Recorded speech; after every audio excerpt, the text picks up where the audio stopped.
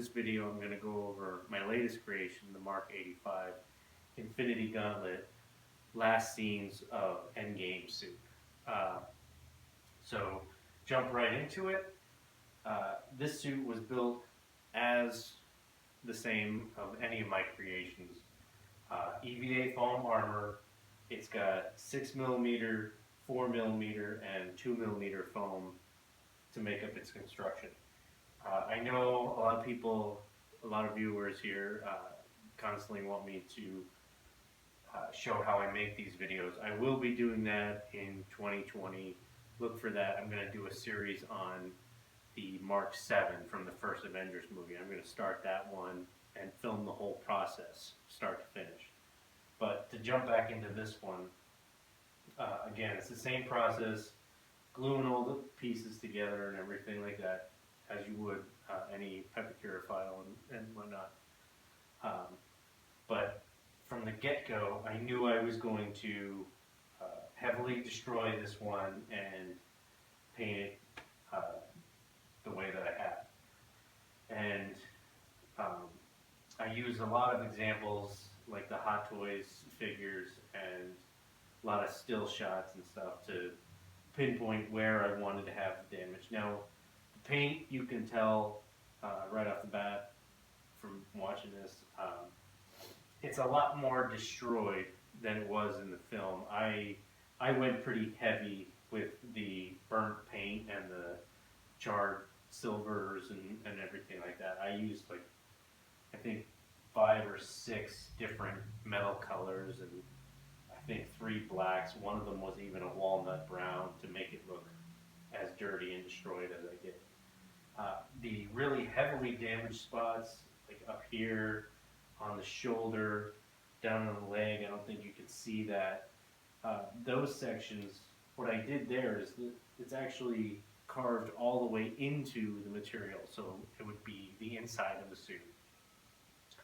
And then inside, I printed out some hexagon patterns from just thingiverse.com, found a vent that was hexagon pattern, printed out a sheet of it, and then cut that into various pieces, very thin, that way I could hit it with my heat gun and bend it and curve it so that it fit inside all those body parts.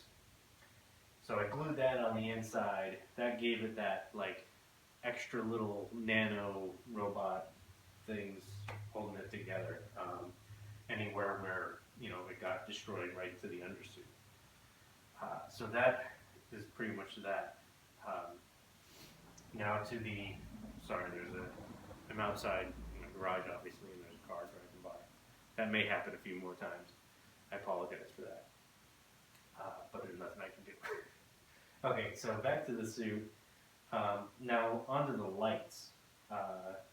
What I did with these lights, if you look close at some of the still shots in the videos, or videos of it and stuff, you can see that there's a honeycomb pattern in the lights this time around too. So I tried to mimic that, and even though I used 3D printed bits like for the undersuit, that was just to make it easier because I didn't know how to try and cut that out of plastic or any other material. So that in those cases that I had to use something 3D printed.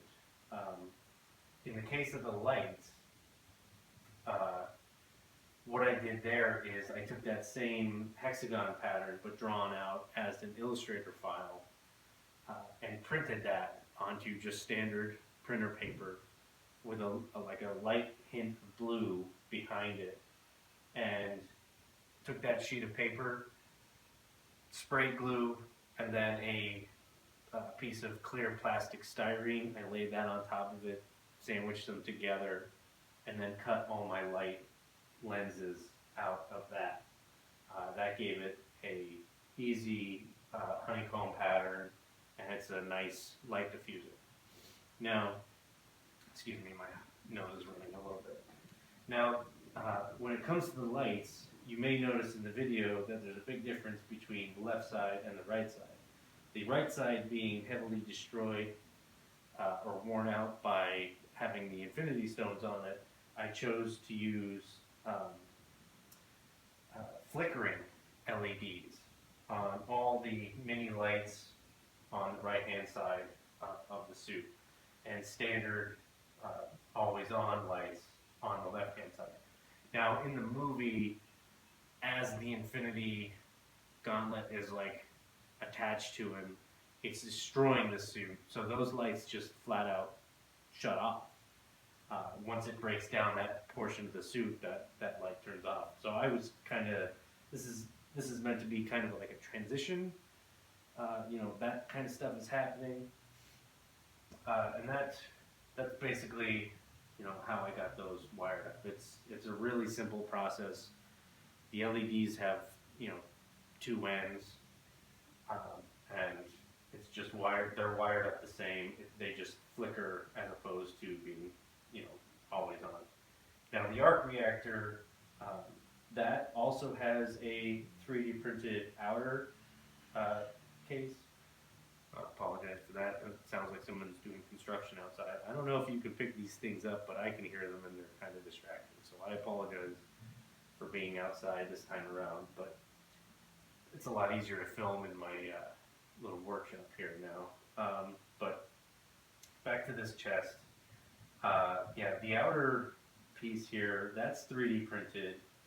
And then again, for the inside, what I did there is I found an image from like one of the t-shirts that has the arc reactor like printed on it. I found that image online, printed that out to scale, glued that to the clear plastic styrene, and then put this plastic outer piece on the outside of it to give it a little bit of depth, but also on the inside of all of that, I did the honeycomb printout again underneath that. So it's got 3 layers basically, 3 or 4 layers. So that's why it's a little bit dimmer than everything else. Plus it has some of the black paint on it to make it look equally dirty as the rest of its stuff. Now, on to the fun bits. The infinity lights. The lights for the stones. Now the stones I bought on Etsy, and I don't think the listing is there anymore, but these were really great stones. They're all the same. I just have them glued in there in different positions so they look a little bit different. But the lights behind those are Adafruit sequin lights. They're very tiny. They're like half the size of a Tic Tac. But I was able to get all 6 of them wired up to the same battery packs. They're very, very tiny, so the profile on the inside of the glove is very, very low. Like I barely feel them at all. I can feel a little bit of the wires, but that's it. Now to make the glove wearable, I don't know if you can see this part, but the outside of the hand actually has some magnets, and then the glove itself has a zipper. So I can put this on, zipper it shut, and then smack the glove itself together with some magnets, and now I'm wearing it. So that covers those lights. Now those lights are always on. They're not on any kind of a fade or anything. I just wanted to do a simple circuit. Lights are on. That's it. The wires or the light up lightning here. That's all EL wires. I got that as a pack of I think 8 different colors. You can see number 7 up here on the chest. That's meant to be like some lightning that's coming in. That's the white, and I think the 8th color was probably pink, something like that.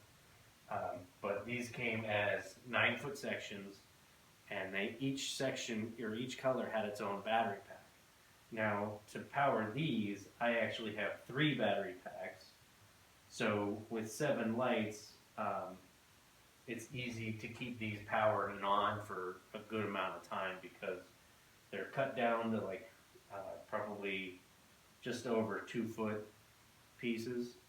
And I think it's like maybe a 3 foot piece on the battery pack could last like 6 to 10 hours or something like that. I'm just guessing. I can't remember the exact numbers, but I should have a decent amount of time, running time, because I'm using so many different battery packs. Or I'm dividing the power up between these. These burn a lot of electricity, so that was my little scheme there. There's a battery pack on this side of the shoulder, on the back side of the shoulder, and then inside the chest is where the third battery pack is. And all of these are plugged into those battery packs. Now there are other ways to do this. There's some EL wire that actually flows or shows a direction of movement.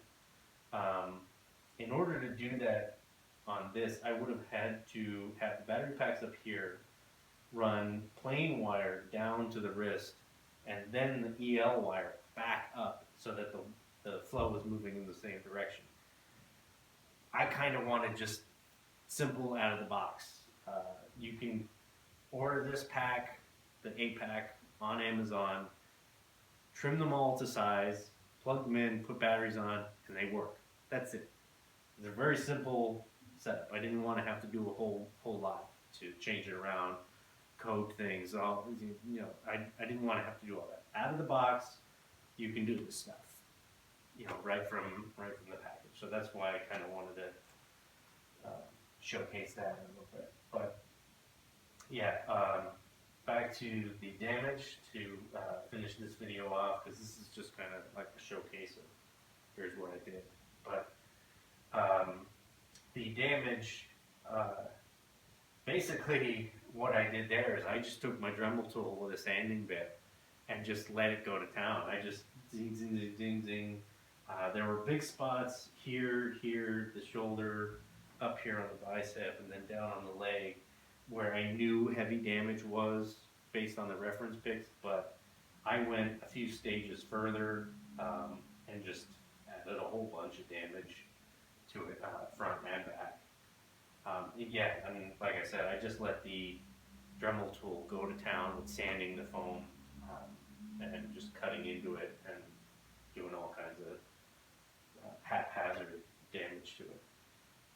And then to paint it, I think the walnut brown I said I used to make it look a little bit dirty, that was a spray can. I used a spray can of just a standard aluminum silver, just as an undercoat.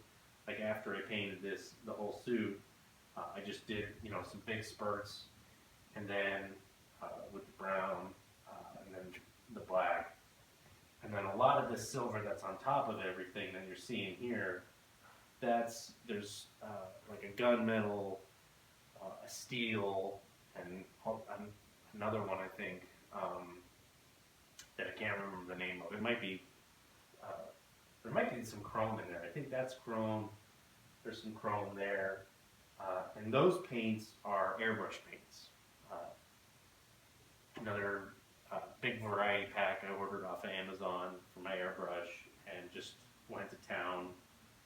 Again, even with the airbrush, went haphazardly because I wanted it to look a little bit more naturally damaged.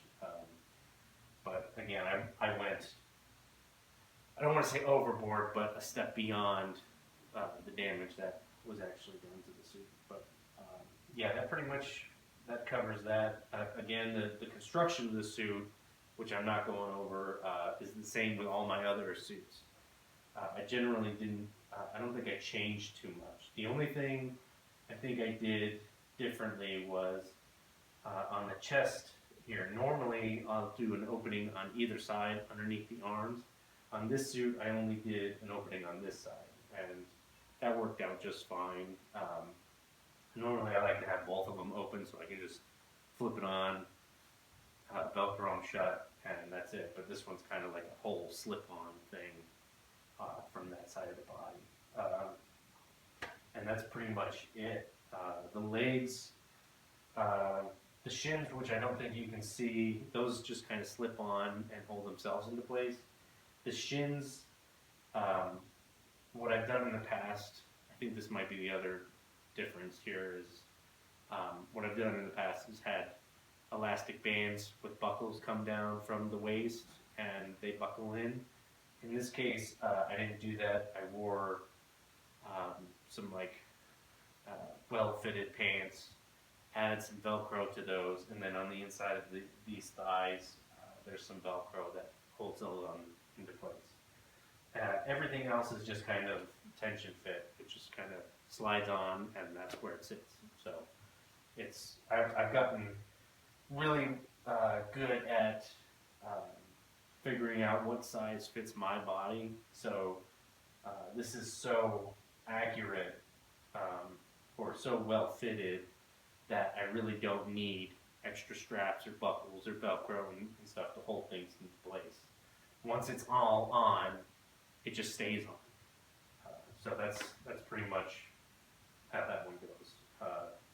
And there's no neck or helmet because, again, in that sequence of the movie, he doesn't have his helmet on, doesn't have much of a neck other than this ring, and that's kind of what I wanted to go for. I wanted to be able to walk around at conventions and stuff wearing this and not have a helmet. Even though I've gotten pretty good at making the helmets go up and down, I wanted to have that freedom of the no helmet. So that was my whole mentality to this suit. Hope you guys like it. I will try and get some footage of me wearing it. I don't think there's too much from New York Comic Con. There are some pictures, but I will try and get some footage of me wearing this. I was supposed to go to a convention, but I wasn't able to make it. And I would have had some footage to add into this video, but unfortunately no. Not yet, but that will be coming soon. Same with the how-to video for the Mark 7, like I mentioned earlier. That will probably start in January. I'm still trying to set up to do videos here. This is kind of like a quick setup. So look for that. Again, that one I'm going to do from the ground up. So I'll show how I size everything in the Pepicure program so that it fits me, or how to get that to fit me better, and what parts I start with first and go from there, and the whole construction from start to finish. But look for that. I will have another video coming shortly of my Mark 15, hopefully next weekend. That is I have the helmet back here. I'll just throw that on real quick. Looks odd without the neck, but the Mark 15 is the stealth suit, aka sneaky, and that one has a really strong stealth fighter jet, like the Nighthawk 117 jet, that with the flat panels and stuff. So look for that coming hopefully next weekend. I'll get that one recorded and posted, but yeah, that'll be the next video. And it's a really cool suit. I'm really proud of that one. This helmet is the only portion of that suit that I used a pre-made Pepicure file for. The entirety of the rest of the suit, I hand drew all the patterns. So I'm extremely proud of that suit.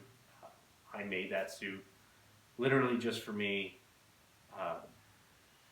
And I think somebody just recently released the 3D model for it, so you might be able to track that down and print the suit. But my suit is the only foam suit, and it was the first one. And like I said, I'm super proud of that one because from the ground up to the head, I made it all myself. Again, really proud of that one. That one's coming next. Look forward to letting you see that. And again, thanks for coming. Thanks for liking my videos. Thanks for sticking around during my hiatus. I hope to do a lot more videos in 2020.